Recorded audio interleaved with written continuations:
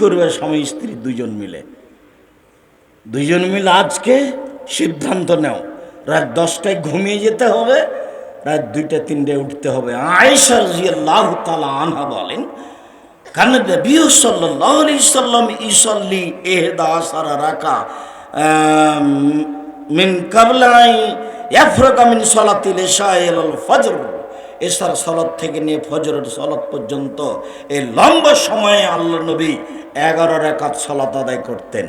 তার মানে তাহাজ্জুদ এশার সালাতের পরেও শুরু করা যায়, যার কারণে তারাবি এশার সালাতের পরে চলে। যদিও মূলত তা রাতের 3 ভাগের 2 ভাগ পার হওয়ার পরে যখন রাত 12টা হয়ে যায় তখন আকাশের সব দরজা খুলে দেওয়া হয়। যখন দিন 12টা হয়ে যায় তখন আকাশের সব দরজা খুলে দেওয়া হয়। যখন আজান দেওয়া হয় তখন সব দরজা খুলে দেওয়া হয়। ওই সময়তে যে যা চায় ছেড়ে কবুল হয়ে যায়, যে যা চায়। জাবের রাদিয়াল্লাহু তাআলা আনহু বলেন, রাসূল সাল্লাল্লাহু আলাইহি ওয়াসাল্লাম বলেছেন, ইন্না ফিল লাইলি লাসা লা ইয়াফিকু আবদুল মুসলিম। রাতে একটা সময় রয়েছে যে কোনো পুরুষ যে কোনো নারী, রাতে একটা সময় রয়েছে যে কোনো পুরুষ যে কোনো নারী, রাতে একটা সময় রয়েছে যে কোনো পুরুষ যে কোনো নারী। ওই সময় আল্লাহর কাছে কিছু চাই, মিন আমরিদ দুনিয়ার হোক আর পরকালের হোক, ইল্লা আতাহু ইয়াহু, আল্লাহ তাকে দিবেনি। ভাবখান মনে হচ্ছে দিতে বাধ্য, দিবেনি, দিবে, অবশ্যই দিবে, অবধারিত দিবে ইনশাআল্লাহ।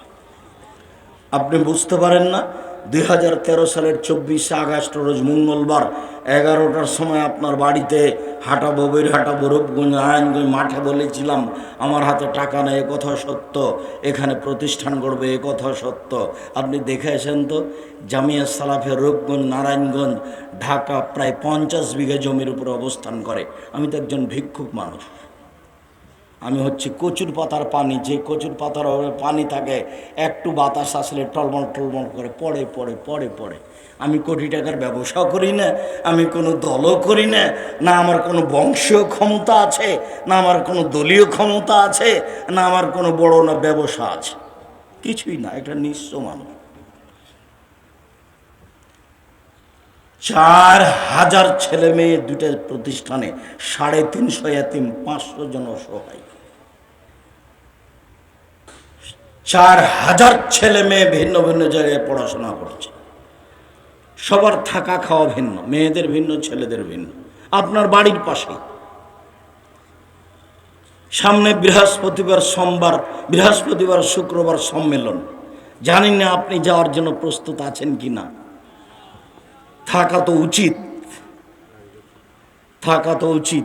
ওই যে নাসিম, ওকে চিনেন কিনা, ও তো প্রস্তুতি নেই, গাড়ি টাড়ি নিয়ে যায়, তার সাথে যোগাযোগ করার চেষ্টা করেন। আর নাহলে প্রায় 800 শতক জমির উপরে বালু ফেলা হয়েছে, প্রায় 800 শতক। একটু দেখা দরকার, একটু সাধ থাকা দরকার যে আমাদের আহলে হাদিসের সম্পদ একটু দেখে আসে। আবার কোনো ধনী মানুষের করা না, একটা ফকির মানুষের করা। আমার কাছে কিছুই নেই, তবে আমার জীবনে আমি কোনোদিন কোন মসজিদে খুতবা দিচ্ছি ওখানকার সভাপতি সেক্রেটারিকে হিসাব করে খুতবা দিয়েছি, এটা নয়। রুজি তার কাছে আমি কোনোদিন ভাবিনি। আমার দাদা আমার বাপের রুজি ভাবেনি, আমার বাপ আমার রুজি ভাবেনি, আমি আব্দুর রহিমের রুজি ভাবি না, চিন্তা করি না ওটা কি হবে তাদের। ওরা রুজি ছাড়া আসেনি, রুজি নিয়েই এসেছে, অতএব তার টেনশন করার আমার কোনো প্রয়োজন নাই। সম্মানিত দিনী ভাই বোন, বলছিলাম রাত যখন 3 ভাগের 2 ভাগ পার হয়ে যায় তখন আল্লাহ তাআলা এইভাবে ডাকেন। আবার আয়েশা রাদিয়াল্লাহু তাআলার ভাষাতে বোঝা যাচ্ছে এশার সালাতের পর থেকে নিয়ে ফজর পর্যন্ত সময়ে যে কোনো সময়ে তাহাজ্জুদ পড়া যায়। আয়েশা রাদিয়াল্লাহু তাআলা আনহা বলেন, কানা নবী সাল্লাল্লাহু আলাইহি সাল্লাম ইসাল্লি বিল লাইলি 13 রাকা, আল্লাহর নবী রাতে 13 রাকাত সালাত আদায় করতেন। অবে খামসিন ইউতরবে খামসিন মিন যালিক, 13 রাকাতের মধ্যে 5 রাকাত থাকতো বিতর। লাইজলু ফি শাইইন লা আখিরাহা, 5 রাকাতে একটানা একবারই বসতেন। তার মানে 3 রাকাত পড়লো একটানা, 5 রাকাত পড়লো একটানা, আর 1 রাকাত তো একটানাই আছে। বুঝা গেল না কথা মনে হয়? মাঝহাবি ভাইরা বলেছেন বেতের 3 রাকাত পড়তে হবে মাগরিবের মতো, মানে 2 রাকাত পড়ে আত্তাহিয়াত পড়তে হবে। হাদিস জাল, মানুষের বানানো। একটানা 3 রাকাত, একটানা 5 রাকাত, একটানা 1 রাকাত। 1 রাকাত আর কোনো টানা নাই, এমনি দোয়ায়ে কুনুত পড়তে পারেন মাঝে মধ্যে। আমি বলেছি মাঝে মধ্যে দোয়ায়ে কুনুত ছেড়ে দিতে হবে। তখন কেউ নকল করেছে যে উনি বেতর পড়তে নিষেধ করেছেন। নাউজুবিল্লাহ। বেকুব, ফেসবুক চালালে এভাবে চালাতে হবে? তুমি মানুষের উপর অপবাদ লাগিয়ে ফেসবুক চালাও, এটাই তোমার হাইকোর্ট? কি বুঝো তুমি? মানুষের উপরে একটা বাক্য বলে দাও, হিসাব পাও না, তোমার এই বাক্যের বিচার হবে না? আমি তো তোমার পিছনে লাগা প্রয়োজন মনে করি, আমি তোমাকে ধত্তবে রাখি না। তুমি যে কে এটা আমার চিনারই প্রয়োজন নেই। তোমার পিছনে আমার এক বাক্য আমি কোনোদিন বলিও নি, আমি কোনোদিন লিখিও নি, আমি তোমাকে কোনোদিন ভাবিও নি। 90 সাল থেকে না এখন পর্যন্ত আমি কোনোদিন কাউকে ভেবে 5 মিনিট বক্তব্য দিইনি। কোনোদিন কোনো মসজিদের সেক্রেটারি সভাপতিকে 1 মিনিট হিসাব করে বক্তব্য দেওয়া প্রয়োজন মনে করিনি। আল্লাহ তো রেখেছেন। উবাদা ইবনে সামিত রাদিয়াল্লাহু তাআলা আনহু বলেন, রাসূল সাল্লাল্লাহু আলাইহি ওয়াসাল্লাম বলেছেন, মান তারা মিনাল লাইলি সুম্মা ক্বালা, কেউ যদি রাতে উঠে যদি বলে লা ইলাহা ইল্লাল্লাহু ওয়াহদাহু লা শারীকা লাহু লাহুল মুলকু ওয়া লাহুল হামদু ওয়া হুয়া আলা কুল্লি শাইইন কাদির, আল্লাহ ছাড়া কোনো মাবুদ নাই, তার কোনো শরীক নাই, প্রশংসা তার, রাজত্ব তার, শরীকবিহীন তিনি সর্বশক্তির মালিক। তারপরে বলে সুবহানাল্লাহি আলহামদুলিল্লাহি ওয়া লা ইলাহা ইল্লাল্লাহু আল্লাহু আকবার, পবিত্রতা তার, প্রশংসা তার, সবচেয়ে বড় তিনি ছাড়া কোনো মাবুদ নেই। এরপরে বলে ওয়ালা হাওলা ওয়ালা কুওয়াতা ইল্লা বিল্লাহ, বাহ্যিকভাবে আন্তরিকভাবে নড়াচড়া করার কোনো শক্তি নেই। সুম্মা কালা, তারপর বলে রব্বিক ফিরিলি, আল্লাহ তুমি আমাকে ক্ষমা করো, আল্লাহ তুমি আমাকে ক্ষমা করো। সুম্মা সাল্লাহ, তারপরে সালাত আদায় করে। সুম্মা দাফস্ত জিবা, এরপরে দোয়া করে যা চাইবে তাই দেওয়া হবে, যা চাইবে তাই দেওয়া। কোনোদিন বাস্তবায়ন করে দেখেছেন? সেদিন তো ছিল বয়স 40, এখন দেখছেন বয়স 60। কখন যে গেল। সেদিন খেলাচ্ছিলেন না, খেলাধুলা মনে পড়ে না, শয়তানি করা মনে পড়ে। তারপরে এখন দেখছেন বয়স ৭০। কবে দেখবেন আপনার লাশ মানুষে নিয়ে যাচ্ছে? সময়ের কি করলেন? কি করতে চান? কি বলতে চান? দাম্ভিকতা দেখিয়ে জুলুমবাজি করে নির্বাচন করে ইহকালও গেল, পরকালও গেল। দলীয় দাপট দেখিয়ে ক্ষমতা গেল, সবকিছু গেল। ফেরাউন ডুবে গেছে। ফেরাউন কি হয়েছে? ডুবে গেছে। আদ সামুদ ঝঞ্ঝা বায়ুতে হারিয়ে গেছে। বিকট শব্দ ঝঞ্ঝা বায়ু এমন ভাবে আসলো, ফাদামদাম আলাইহিম রাব্বুহুম বিজামবিহিম, একবারে ঘাটাটো অন্ধকার, ভিন্ন ধরনের শব্দ দিয়ে প্রবাহিত বাতাস চলল। মানুষের নিয়ন্ত্রণে নয়, ফেরেশতার নিয়ন্ত্রণে নয়, আল্লাহর আদেশে একবারে ঘর বাড়ি পাথর পাহাড় কেটে চলে গেল। যেখান দিয়ে গেল তার বিচারের তিনি চিন্তা করেন, নলায় খাফক বাহা আদ সামুদ বিচার করতে পারে এই তিনি ভাবেন না, ফেরাউন বিচার করতে পারবে এটা তিনি ভাবেন না।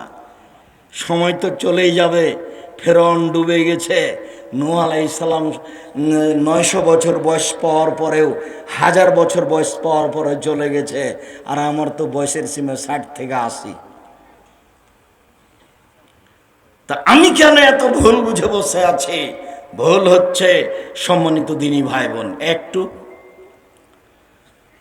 ঘুম থেকে উঠে প্রথমে আপনি সূরা আল ইমরানের শেষ রুকুর প্রথম 5 আয়াত পড়তে পারেন। ইন্না ফি খালকিস সামাওয়াতি ওয়াল আরদ ওয়া ইখতিলাফিল লাইলি ওয়ান নাহার। এছাড়া আপনি শেষ রুকু পড়তে পারেন। এই চালাই বসো।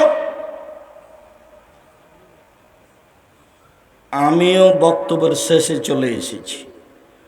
11:10-20 বক্তব্য শুরু করে লম্বা বক্তব্য দেবে এমনটা হয়ও না, আর আমি তা চাইও না। কাজে আমি কথা বলবো আর তুমি এখান থেকে বের হয়ে গিয়ে চা খাবা, এই নোংরা অভ্যাস ছাড়তে হবে। আমি তো আর আব্দুল্লাহ বিন ফজল রাহিমাহুল্লাহ নই যে বক্তব্য দিতে দিতে সকাল হয়ে যাবে। আমার কাছে অত বিদ্যাও নেই।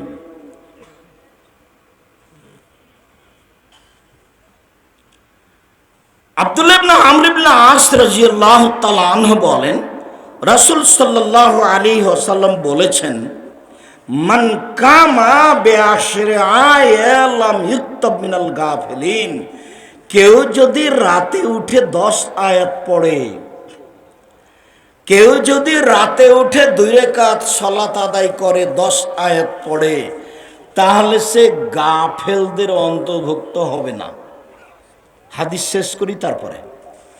অমান কামাবে মেয়া, আর কেউ যদি রাতে উঠে 100 আয়াত পড়ে কোতেবা মিনাল কানিতিন, তাহলে ওর তালিকা হবে পরহেজগারদের মধ্যে।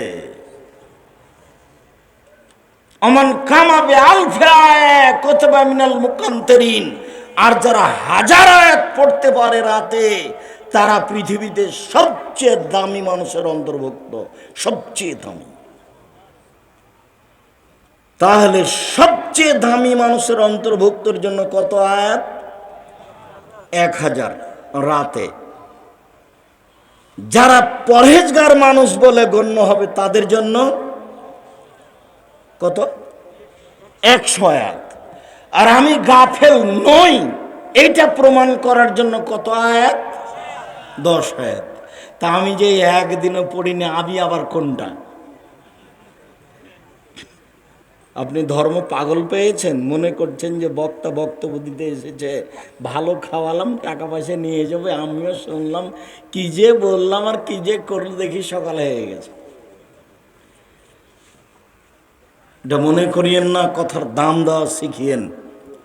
আবু হুরায়রা রাদিয়াল্লাহু তাআলা আনহু বলেন, রাসূল সাল্লাল্লাহু আলাইহি সাল্লাম বলেছেন, মানিস্তাই কাজা আহলাহু ও সাল্লা রাকাতাইন আও সাল্লায়া জামিয়ান রাকাতাইনে।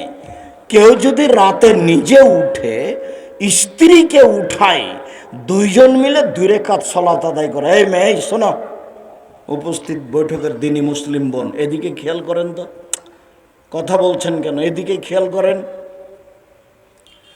আপনি আর আপনার স্বামী যদি রাতে উঠে 2 রাকাত সালাত আদায় করেন, একসাথে পড়েন, একসাথে, মানে আপনার স্বামী থাকবে আগে আর আপনি থাকবেন পিছনে, ভিন্ন ভিন্ন পড়তে পারেন। 2 রাকাত যদি সালাত আদায় করেন, তো রাসূল সাল্লাল্লাহু আলাইহি সাল্লাম বলছেন, কুতিবা মিনাজ যাকিরিন ওয়াজ যাকিরাত।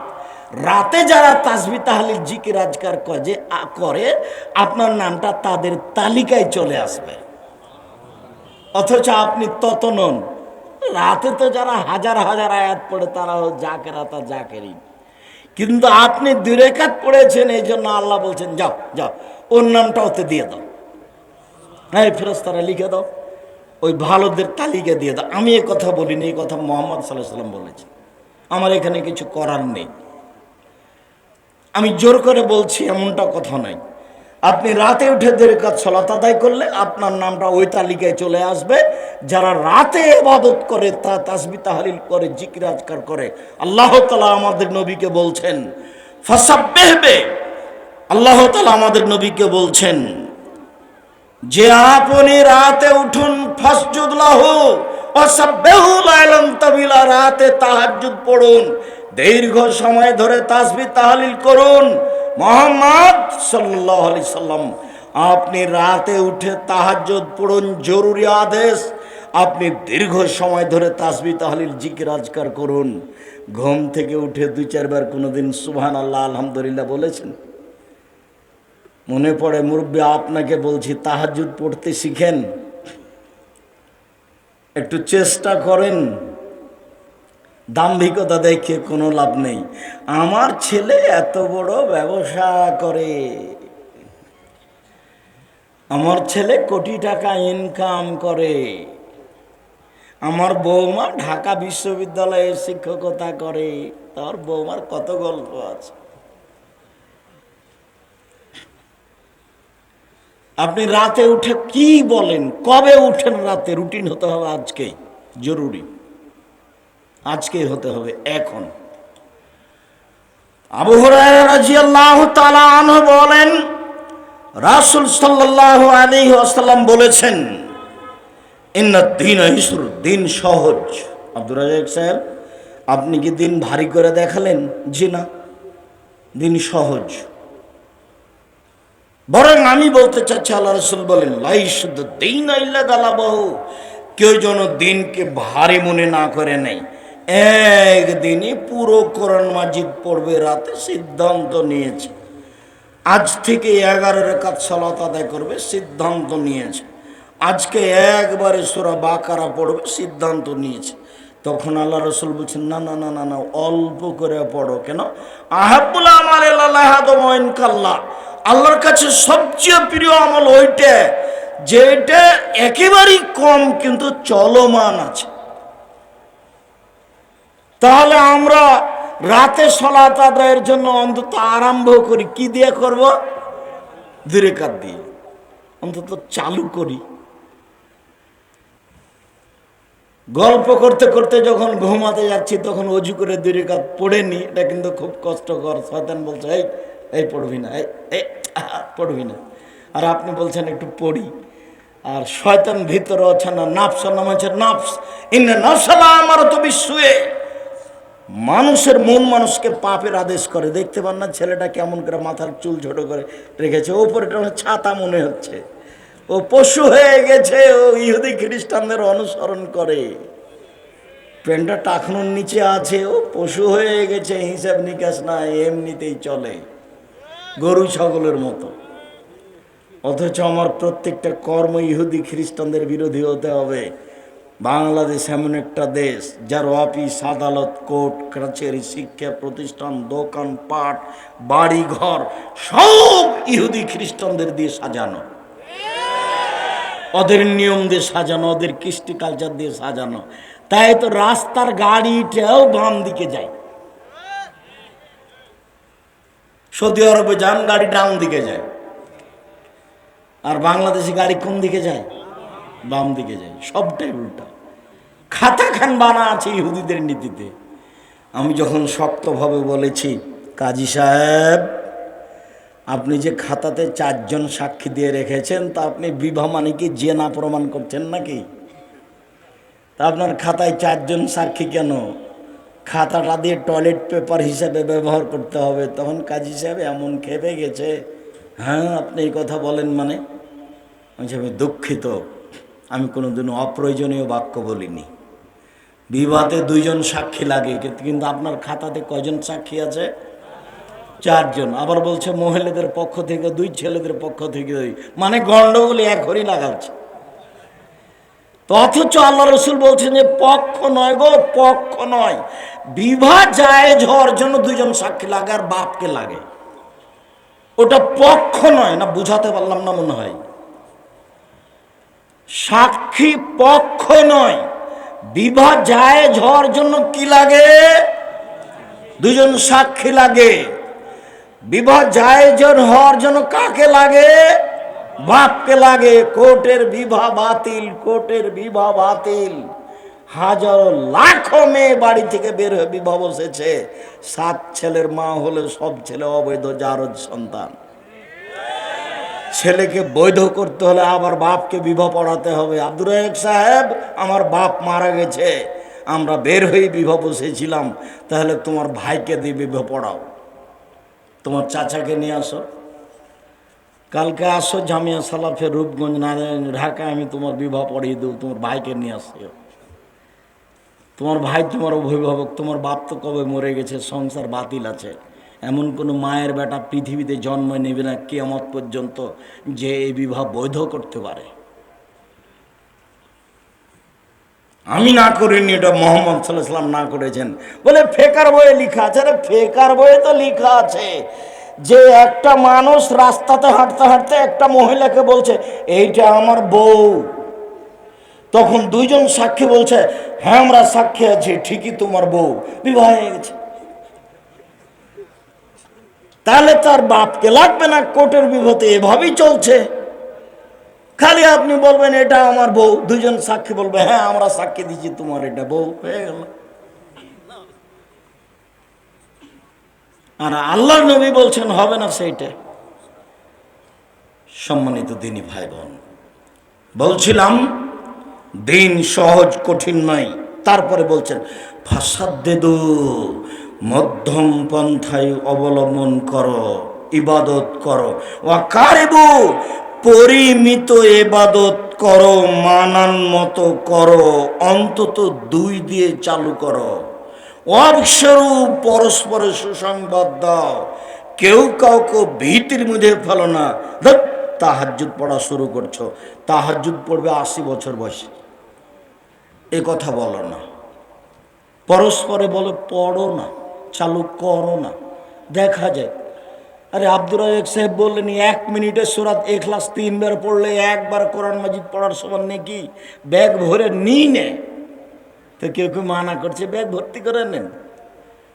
কই পারেন না কেন? আজকে সারাদিনে তো 3 বার পড়েননি, 1 বার ইখলাস পড়েননি, অথচ 1 মিনিটে 3 বার, 1 মিনিটে 3 বার। পারেন না কেন? শয়তান ধরেছে এই জন্য পারেন না কেন? আজকে কেন মাগরিবের পরে সূরা ইখলাস 3 বার পড়তে পারেননি? কালকে আজকে ফজরের পরেও পারেননি, এমনিতে দিন পার হচ্ছে, তার মানে গরু ছাগলের মতো। কত সুবিধা! সূরা ইখলাস বুঝি তো নাকি? ওটা কুল হুয়াল্লাহু আহাদ, তার নামে ইখলাস। ওটা 3 বার পড়লে কি হবে? 1 বার কোরআন মাজিদ পড়ার সমান নেকি হবে। তো নেকি তো অনেক হবে, পড়ে কে? খাওয়ার ব্যবস্থা আছে, বউ আছে, বেটি আছে, গাড়ি বাড়ি আছে, সব কিছু। আবার কেন সূরা ইখলাস? আর কি করব? এভাবে সময় কাটায়েন না, ভুল হচ্ছে। এর পরের বাক্য, আজকের আলোচনার শেষ বাক্য জরুরি। আরেকটা ছোট্ট হাদিস আছে এই মুহূর্তে আজকের জন্য। এখন যে বাক্য বলছি সে বাক্য আপনার জন্য। উপস্থিত বৈঠকের দিনে মুসলিম বোন, আপনি একটু খেয়াল করেন। আল্লাহ রাসূল বলছেন ওয়াস্তাইনু বিল গুদওয়াতি ওয়ার রাওহাতি ওয়াশ শাইইন মিনাদ দুলজা। পৃথিবীর মানুষ, একটু সকালে আল্লাহকে ডাকো, একটু বিকালে আল্লাহকে ডাকো, রাতের অন্ধকারে ডাকো। 3টে সময়, সূর্য ডোবার পূর্বে, সূর্য ওঠার পূর্বে, সূর্য ডোবার পূর্বে, সূর্য ওঠার পূর্বে, রাতের অন্ধকারে ডাকো। সূর্য ডোবার পূর্বে ডাকো, সূর্য ওঠার পূর্বে ডাকো, রাত 2টার পরে ডাকো, 3টার পরে ডাকো, 4টার পরে ডাকো।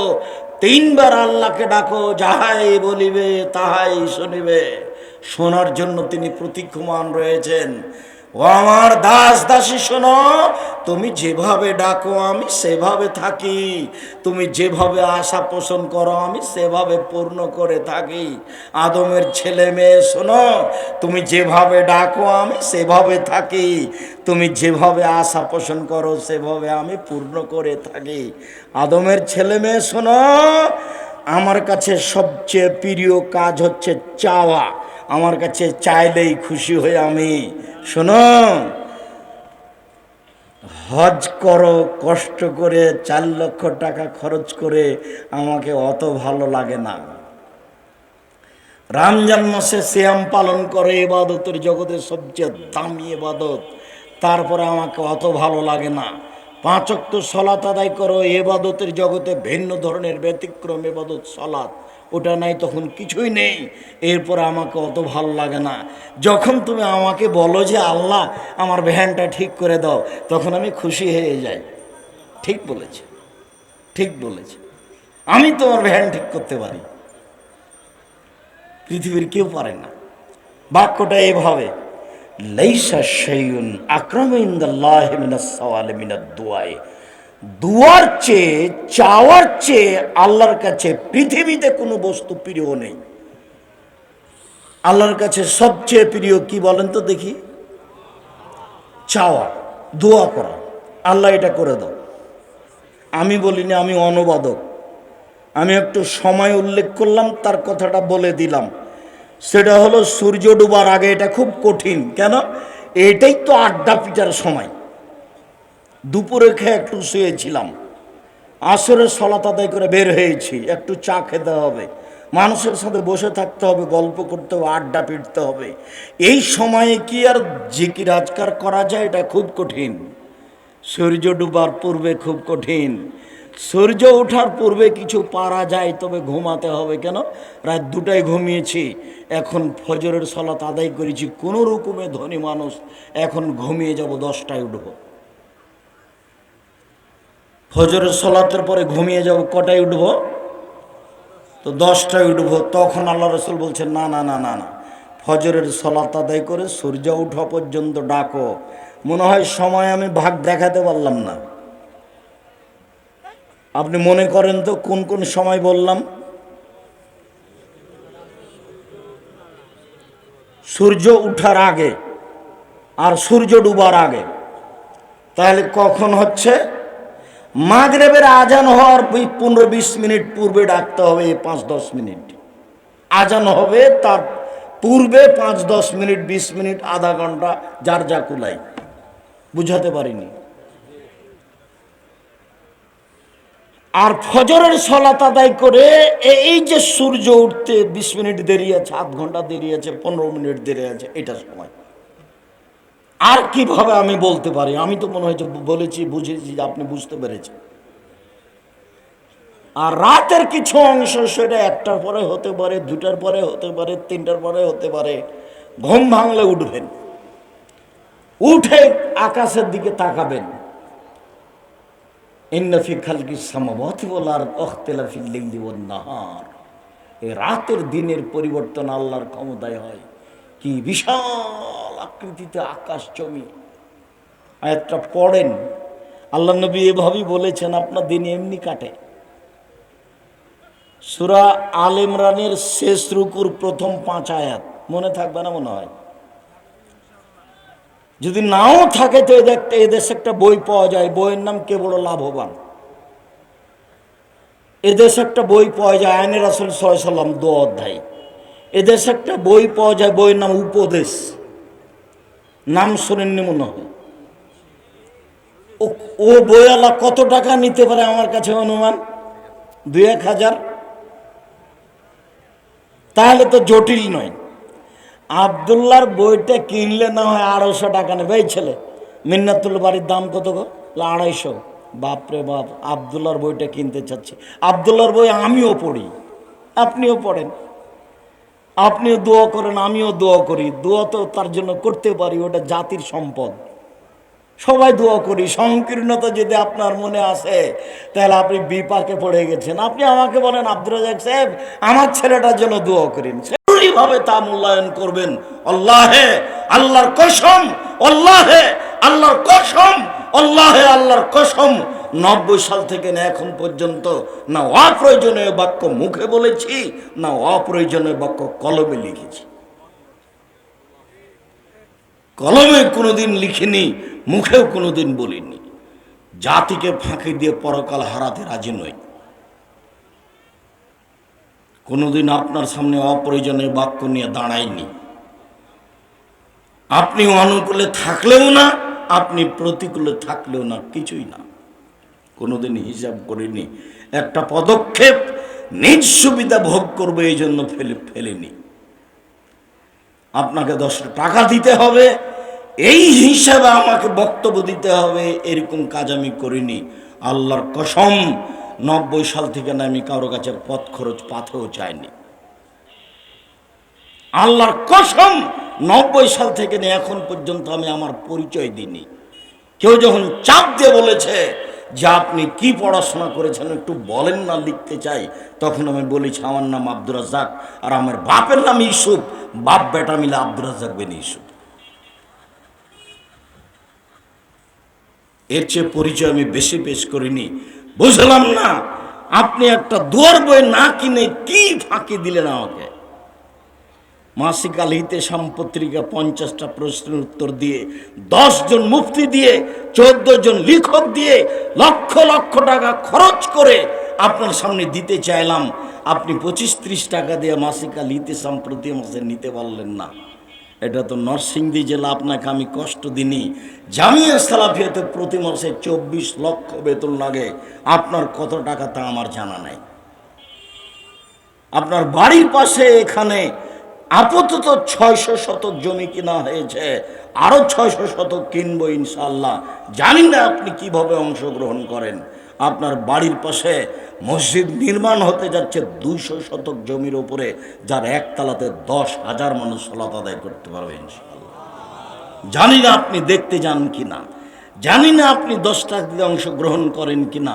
আপনি টাকা দিলেও করবে, না দিলেও করবে, কিন্তু আমি চাই না যে আপনি না দিয়ে গড়ে যাক। এটা আমি চাই না। কেন?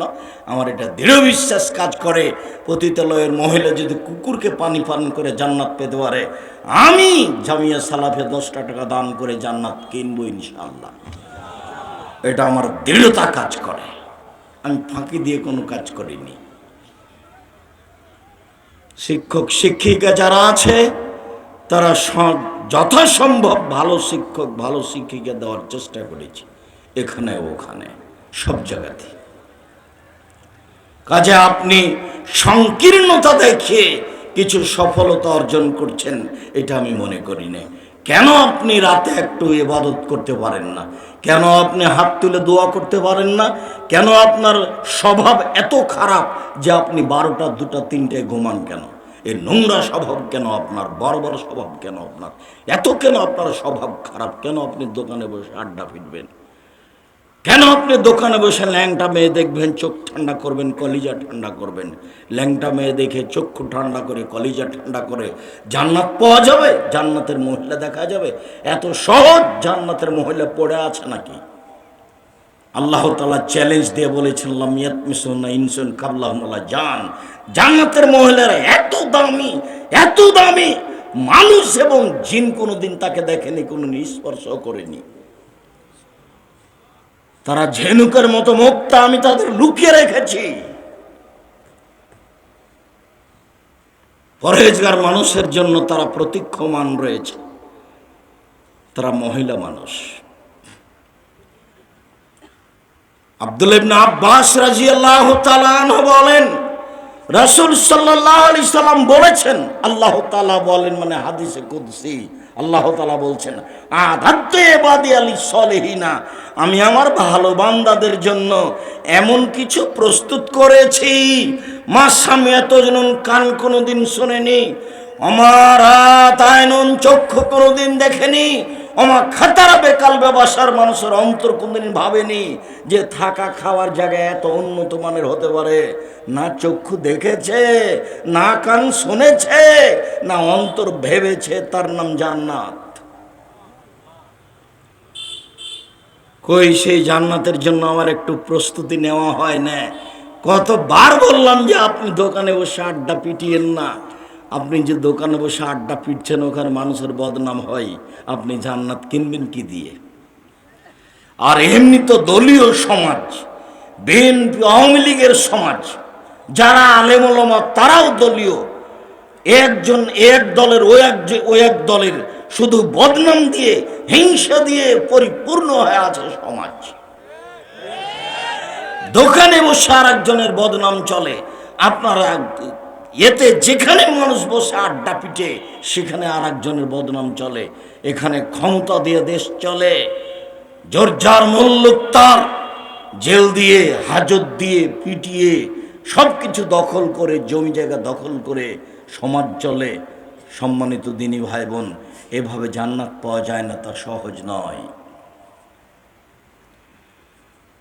আবু হুরায়রা রাদিয়াল্লাহু তাআলা আনহু বলেন, রাসূল সাল্লাল্লাহু আলাইহি ওয়াসাল্লাম বলেছেন, ইন্নাশ শাইতান ইয়াকিদু আলা রাসে কাফিয়াতে আহাদিকুম সালাসা ওয়াকাত।